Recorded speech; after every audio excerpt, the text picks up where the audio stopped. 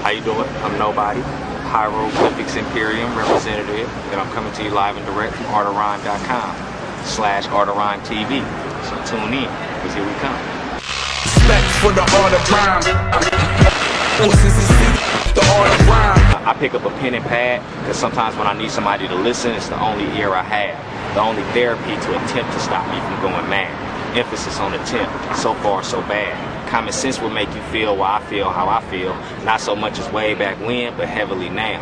Why it's hard for me to smile, so I wear a permanent frown. And why people always ask me, why you look so down? I'm from East Oakland, California, which is, anybody that's familiar with the hieroglyphics, I'm like right out of like the immediate area. They all from East Oakland pretty much. So, that was pretty much like a match made in heaven for me to find a label close to home and for them to find an artist that they thought was dope close to home. So East Oakland, to answer your question. So when you have been as you've been getting started, one of the things you did was you were out on the street selling your album for $2 a piece. I was selling like EPs. Basically, I put together 4 or 5 songs at a time. And just, just like different, it was cool because like I could put like different songs on a CD and see how the public react to different songs, and I could always change it and, sell a new CD for $2, so it was cool, man. It taught me a lot. It got me on my hustle. I was doing a lot of other like more negative things, and I got to a point where I decided, I would rather be selling my music for a couple of bucks and being able to survive than some of the other stuff I was into. So, or work for anybody else for that matter, so that's what that was about. On the contrary, I'm far from down. In fact, I'm up. I'm fed up because I was brought up in the world, caught up in the world, made up of a world of shit.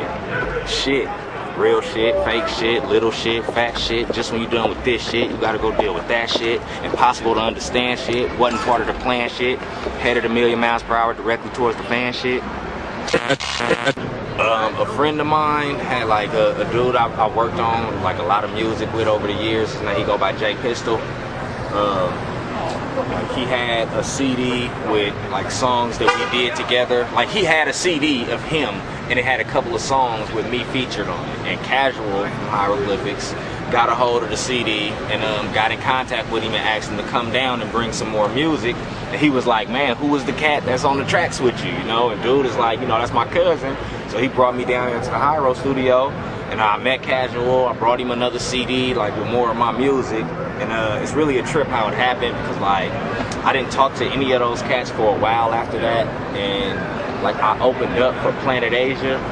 And I don't know if you guys are familiar with Planet Asia, but the artists out of the Bay Area, Planet Asia. I'm saying to the listeners or watchers or the audience, like I don't know if they know who Planet Asia is, but like dude is out of the Bay Area, well out of California, like Central Cali, I guess, Bakersfield, and he holding it down for Fresno, Bakersfield, that area. But anyway, I opened up for Planet Asia, and I didn't know that Casual was gonna be a part of that show.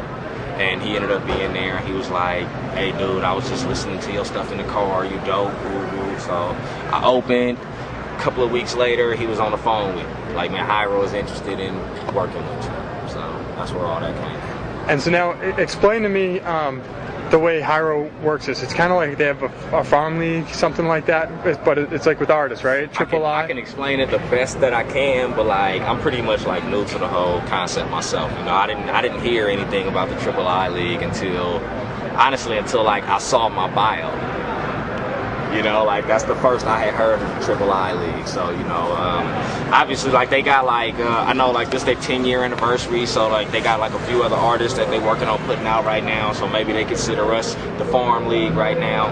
From my understanding, I was like the first Farm League, draft pick, I guess, But, I'm honored to have that label, you know what I'm saying? But as far as just like, how far it go or what it, exactly what's going on with the Farm League. I'm just repping the III right now. Now that matches your album your album title, right? Exactly, the Clean Up. That's why, like I said, I didn't know if it was like something they made up for the bio, and I started hearing it more and more, and I was like, man, that's kind of cool though, it makes sense.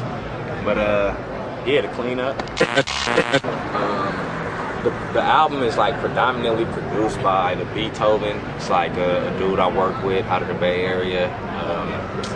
like, I just gotta stress that, like, that's like my brother on top of like my producer. You know what I'm saying? We got like an incredible relationship. And like even the other tracks that's produced on the album that weren't produced by the Beethoven, he like had something to do with hooking me up with the producer. And I mean, like, he was taking me to producers like, I'm working with dude, I believe in him. He's not buying beats from anybody. If you want to give him a beat, you know, like, he was like vouching for me and putting his name out there to other producers that he was working with. So like, big up to Beethoven. Retro, Earth Tones, well, they go by the Tones now, but that's another producer that produced a couple of the tracks on the album. Joe Dukes produced a couple of the tracks on the album. Demby for Cherry Lane Productions produced one of the tracks on the album, and that's like the album. So did you work on the album before you got with Hyro, or just after? The album was like pretty much done by the time like we started negotiating with Hyro. We did like a lot of touch-ups, and we like added some features, you know, from the hieroglyphics onto the album. But for the most part, the album was like done. When the reality of it is 99.999% of it all ain't worth shit. It's bullshit. The problem is 99.999% of us all think we gotta stay down in this shit. That's more bullshit. Down? On the contrary, I'm far from down. In fact, I'm up. I woke up, raised up, rolled up, blazed up, fucked up, and made up. Before I pray at least some of my sins, I pick up a pen and pad, because sometimes I can tell a piece of paper what I can't tell none of my friends. No matter, because in the end, I'm just an unknown poet. Nobody will read these words from a history book, from a great wall, or a timeless scroll. No special tributes. My revolution will not be televised. Just a pen, a pad, and a story from a mind, a body, and a soul.